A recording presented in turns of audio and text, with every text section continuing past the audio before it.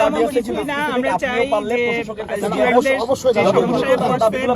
তাদের সাথে যে বিয়েটা হয়েছে সুষ্ঠু একটা সমাধান হোক, দুই পক্ষ একসাথে বসে একটা সুন্দর সুষ্ঠু সমাধান করুক এবং আমাদের আপাতত এই ট্রেনটা ছেড়ে দিয়ে দেন, তারা বসুক, অন্তত কিছু না হোক। কারণ অনেক যাত্রী আছে কষ্ট পাচ্ছে, যারা পেশেন্ট আছে তারাও কষ্ট পাচ্ছে, অনেক বাইরে যাবে দেশের বাইরে, তাদের ফ্লাইট মিস হয়ে যাবে।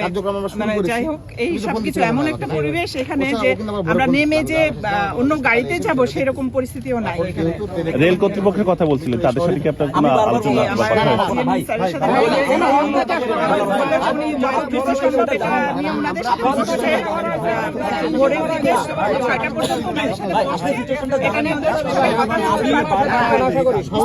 তরফ থেকে যেটা 4টা দাবি ছিল, ওইটা এখন দিয়েছে, ওরা অ্যাকচুয়ালি স্যাটিসফাইড না, এখন ওরা আবার কথা বলতে চাচ্ছে। অনেক ধন্যবাদ।